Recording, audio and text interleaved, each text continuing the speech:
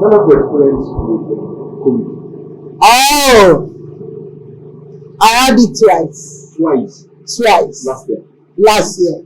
And the first one was I was working with a hospital, University of Staten Island teaching hospital, and Richmond Medical Center, both in Staten Island, New York. So then we stay in the hospital for like, I stayed there for 24 hours, back to back shift, 6 days. You see where they normally put all these cups, that is where we just go and put our head to get the cool breeze.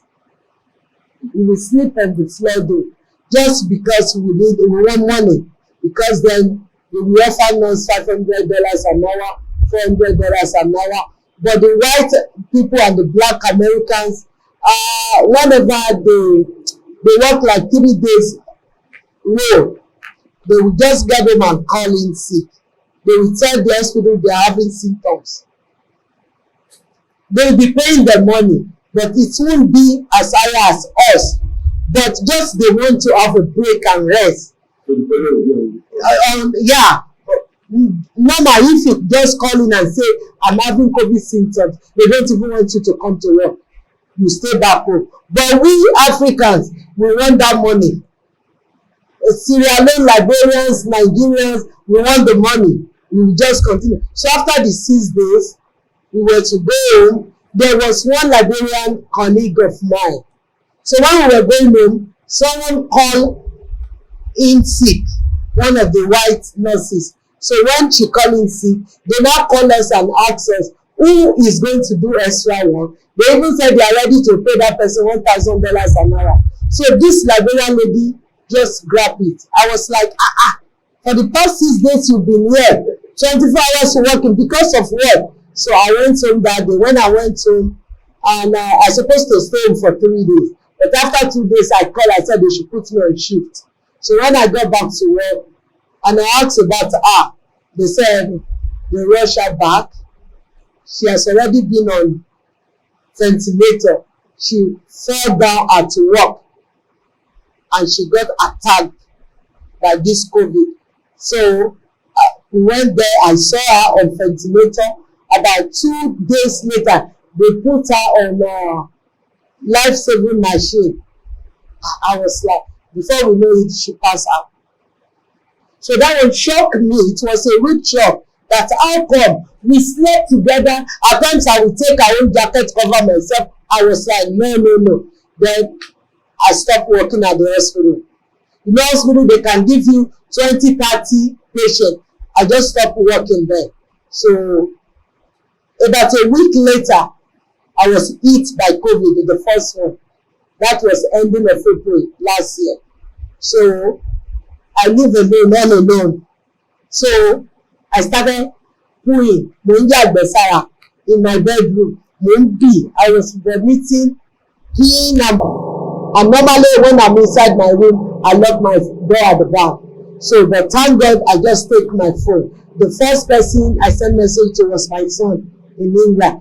Then I called 911. So when they came, they have to force my door. From there, they came upstairs to meet me. So they saw me. The first thing, some of them were saying, let's take her to the isolation center. Let's take her to the ER. But some, they saw my picture, my uniform picture and everything. They saw my ID card on the table. Some were saying, no, if you take her, that will be the end. She will be dead. She will be dead, you know. So they started treating me right there in my bedroom. They set up the drips. They do my blood pressure. I have hypertension, not hypertension. It was so low. My blood sugar so low. My heartbeat out of it. So just some seconds to gone. That was when they came in. So God used them. The second one, they were there after 11 p.m. They left. Another set came. The paramedics, the ambulance. So another set they came. So they were there till around 4 a.m. So from there they started calling, monitoring me. I should do this. Don't go out. Don't cover your nose. Do it. But then they clean my room. They use their hand with gloves to clear all my poo, everything. They threw everything away, only my mattress. So they were monitoring me. I was home for like 3 months. I didn't go to work. I decided not to go to work. I was home. So it was after that I started looking for agency job, one-on-one, visiting nursing. So I didn't get another one until August, from April till August. So I started that one in August again. And the patient they gave me, I worked 96 hours a week instead of 40 hours. Because if I go in on Thursday, I will come back home on Monday morning. Rest from Monday, Tuesday, Wednesday, go back on Thursday. So by the time November, before our Thanksgiving in the US, so my patient has kidney problem. He was on dialysis.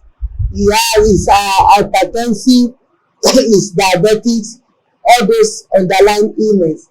So by November, if he did not go for dialysis for a day, then there's going to be problem. So whenever the ambulance did not come to pick him, we have to rush him to the hospital to go and do dialysis. So by the time he came back from the hospital, he had COVID. He told me, Miss B, I'm positive. How come, Frank? So that was on Saturday. But by Monday morning, the guy died in his house. I was there. He passed out. So immediately I drove myself to the testing center to go and test myself before going in. When I got there, positive. Again, I was like, okay, I don't have anything to do. I have the picture here. So they don't allow me to go home. I wanted to go home, they don't allow me. They said they will not allow me. They now rushed me to ER. So I went to the ER, and that was how I was admitted. And I spent about 18 days.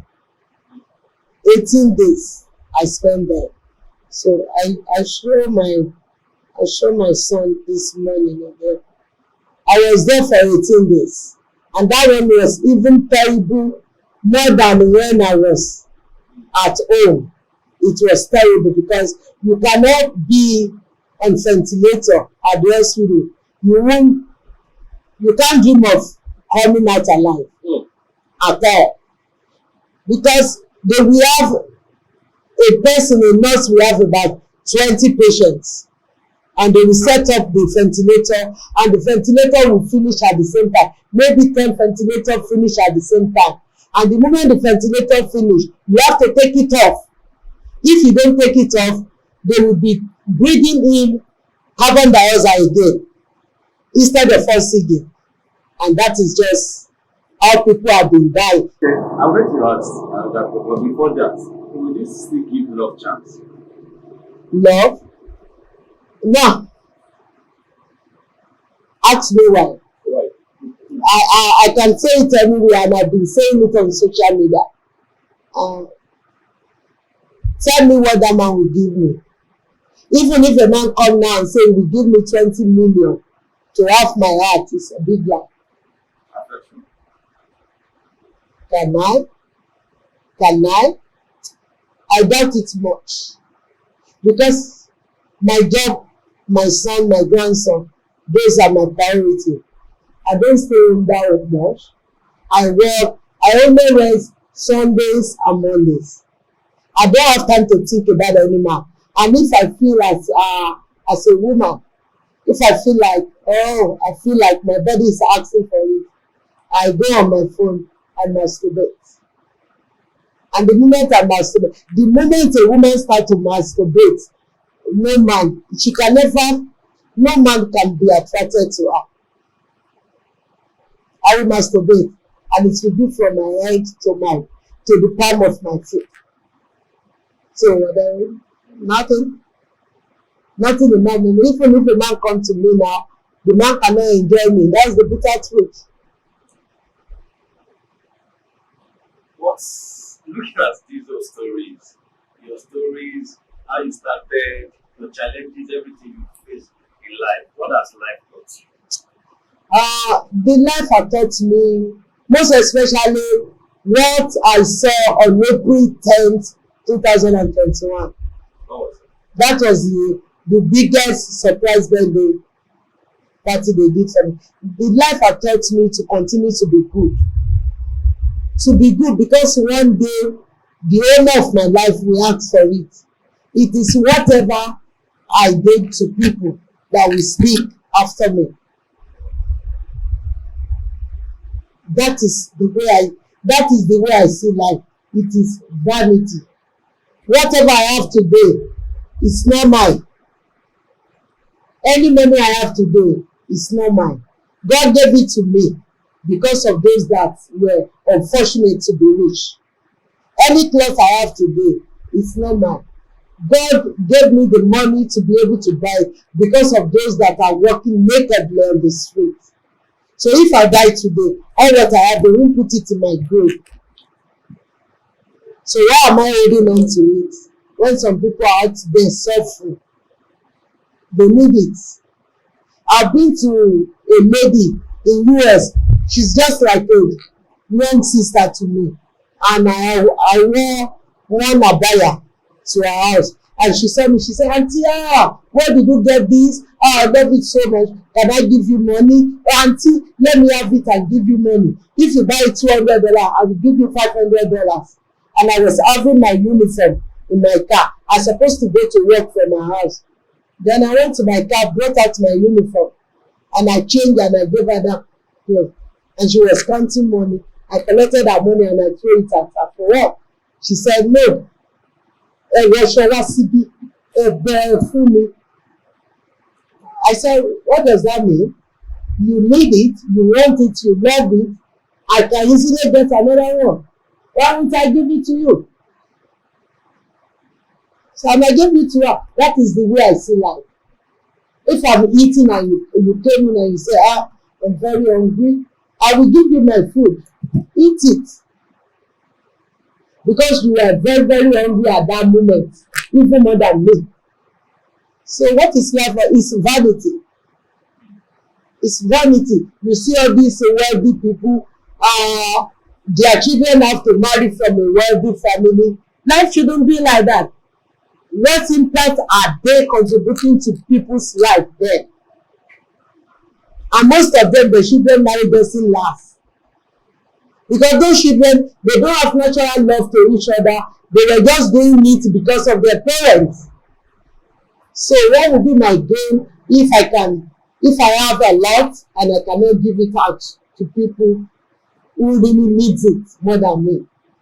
So what's your message to all who are watching you now? My message to people now is to please speak out. Both men and women, in whatever situation, in whatever turbulent period you are going through. Don't say they are going to mock you. Let the world mock you while you live. Not for the world to mock you after you have taken your life. Speak out. That is the first thing. Depression is real.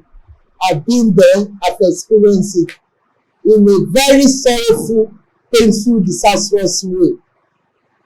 Wish I don't even pray for my enemy. That is about speaking out. Don't hide your situation. Don't hide your problem. Don't say if I go to this one, they will mock me. Let them mock you. From there, when you have heavy heart, really heavy, it can cause a lot of havoc to your life. But when you were able to speak out, even if those people are mocking you, you will be relieved. It will be as if an heavy load was taken off your head.